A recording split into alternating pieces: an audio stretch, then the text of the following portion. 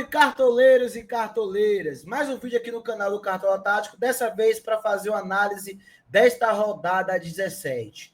Rodada zicada, a gente sabe, com a pontuação nível lá embaixo, mas que tivemos sim previsões que deram certo, algumas estratégias que funcionaram, e dentro do padrão dessa rodada a gente teve até um time que pontuou muito bem. Se você quer ver aqui toda uma análise com os principais scouts, tudo que deu certo nessa rodada 17, e claro, já uma prévia com a nossa base para a rodada 18, se liga só no nosso vídeo após a vinheta.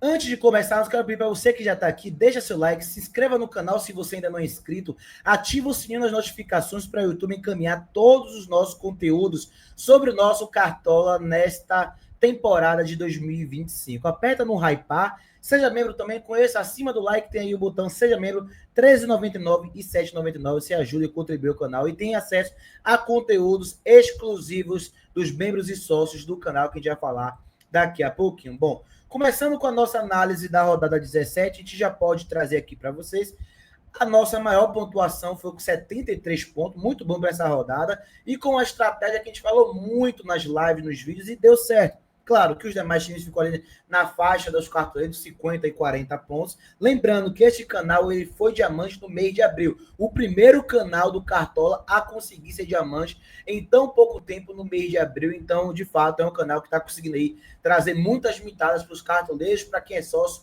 da gente também. E você vai ser o próximo a mitar nessas próximas rodadas, beleza? Trazendo aqui as previsões que deram certo ou errado. Primeira previsão que deu certo, Bahia era um dos principais favoritos para essa rodada e Jean Lucas uma ótima aposta no meio de campo. Muita gente estava esquecendo do Bahia por ser ali o jogo da última rodada, focando no São Paulo, focando no Flamengo, focando no Cruzeiro. Falou, olha, não esqueçam do Bahia. E no meio de campo, muita gente falou do Everton Ribeiro, Caio Alexandre, Cauli. A gente falou, olha, a melhor opção no meio de campo do Bahia é o Jean Lucas e o time que a gente passou os 70 pontos tinha um Jean Lucas e deu muito certo.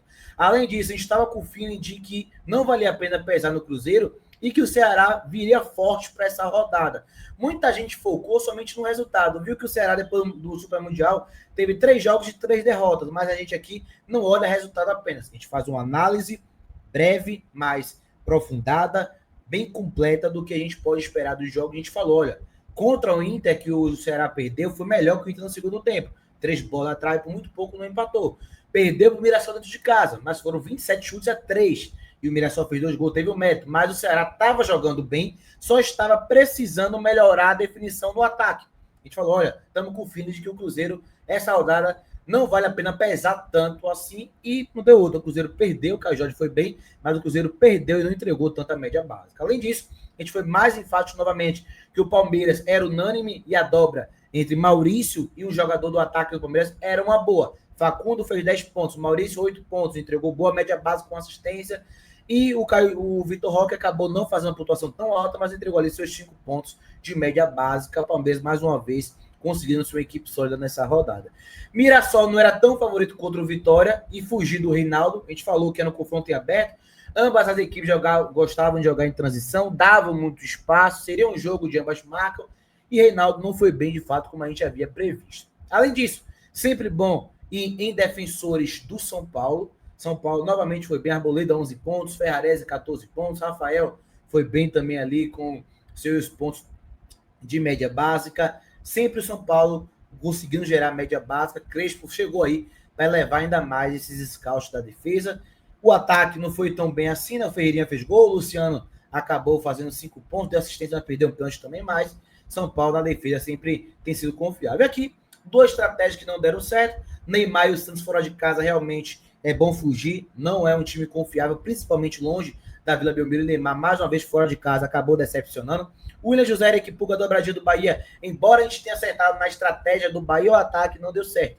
O Ademir foi o que imitou e o Eric Puga e o William José, ambos não passaram de 2 pontos, acabaram zicando nessa rodada do Cartola. E, por fim, Mirassol e Vitória, a gente trouxe que era um jogo onde os goleiros poderiam ir bem. Não à toa, Arcani fez 5 pontos, e Walter fez 8 pontos e 10, entregaram ali uma boa média básica para goleiros, beleza? Bom, os times que mais geraram scouts, Bahia, Flamengo e São Paulo. Bahia com 99 pontos, Flamengo 94, São Paulo 85. São Paulo, desse aqui, o único que perdeu o saldo de gol, então tem uma relevância, no meio de campo forte, com um scout, a defesa também muito forte, e a gente tem que trazer aqui, evidentemente, que uma rodada nivelada por baixo de pontuação, né? Nenhum time passou aí de 100 pontos, mesmo segurando o saldo de gol.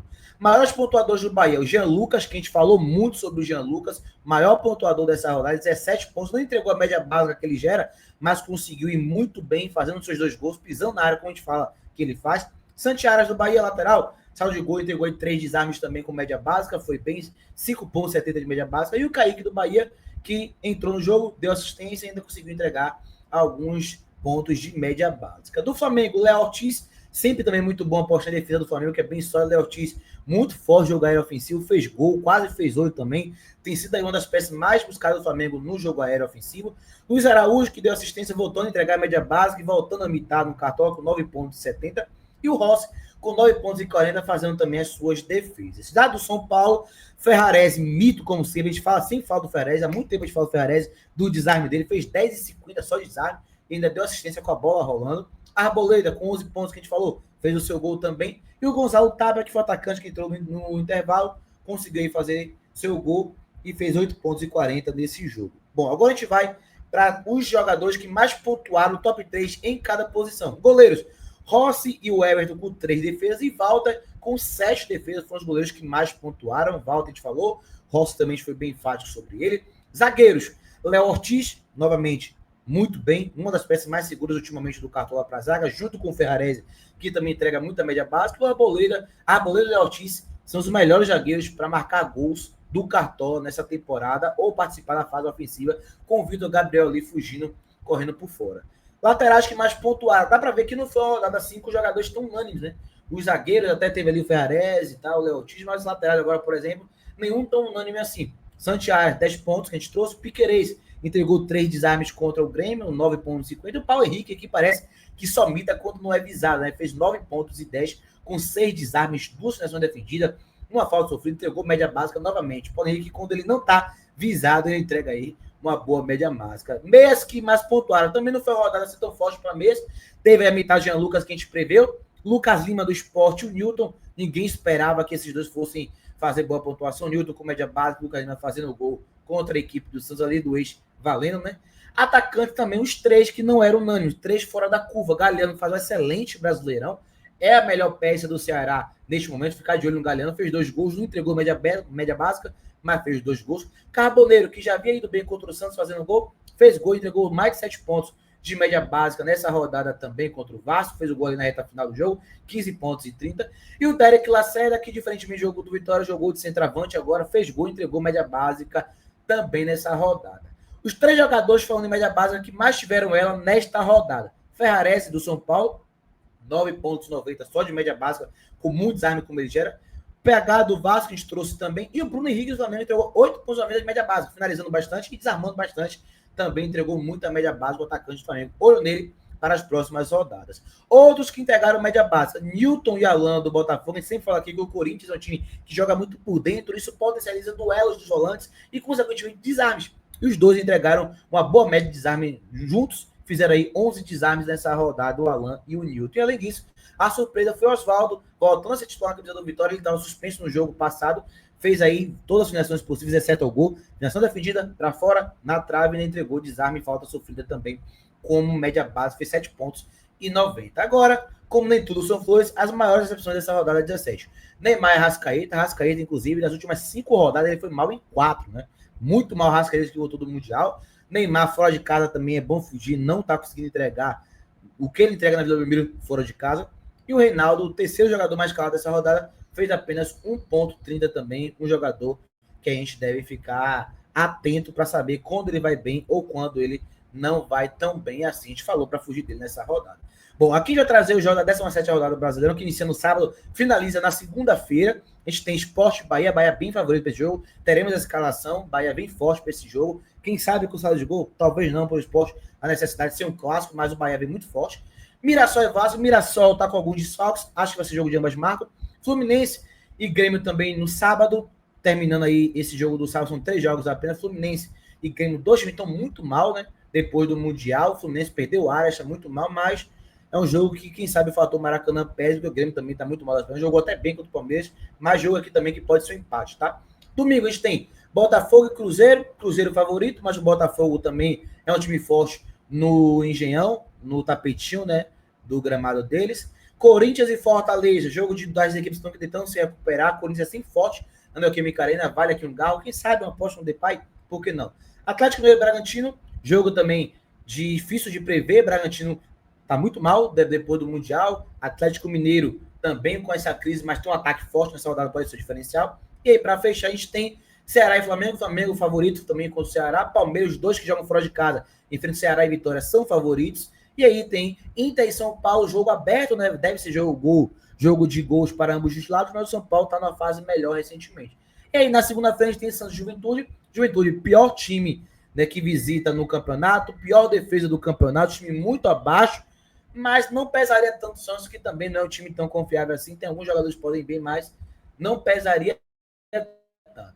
Tá? Então, aqui são a nossa análise breve, né, dos jogos que a gente vai ter nessa rodada do Cartola. E, claro, a gente vai trazer aqui também para o cartoleiro já a nossa base para essa rodada. Tá? A gente vai trazer a nossa base para a gente poder trazer também quais são os jogadores que devem estar na maioria dos nossos times nessa rodada de jogo. Lembrando que pode mudar, podemos ter mudança no time ao decorrer da semana, nos próximos vídeos que a gente vai trazer aqui, beleza? Bom, começando com os jogadores do Flamengo. Ceará é um time que finaliza muito, que chega muito e tem muitos jogos individuais, então isso pode potencializar o Rossi a fazer muita defesa. E o Léo Ortiz, que é um dos melhores zagueiros do campeonato, a pontuar e entregar a média básica, né? O Léo Ortiz deve marcar o Pedro Raul, que perde algumas bolas, e aí o Léo Ortiz pode ir bem. Agora, dois do Bahia, com o Rogério Ceni, que tem muito potencial nessa hora do Bahia vencer com gols e conseguir entregar em boa média básica. Juba, lei do ex, né? Mas o Juba, além disso, é um jogador muito ofensivo, ataca, gera muito jogo, esporte, é muito vulnerável defensivamente, tomou 2 gols pro Santos, mesmo tendo um jogador a mais durante grande parte do jogo. Então, vamos aí nesses 2 jogadores, até para trazer uma diferenciadinha boa para essa rodada. Meio de campo, Garro na Neoquímica Arena e Neymar na Vila Belmiro tende a ser peças fortes. Vai estar na nossa base, mas a gente pode aqui mudar para dar uma diferenciada, tirando o Neymar, quem sabe, mas o Garro gera muita média básica dentro de casa, assim como o Neymar. Então, são peças que também a gente vai estar aí inserindo no nosso time.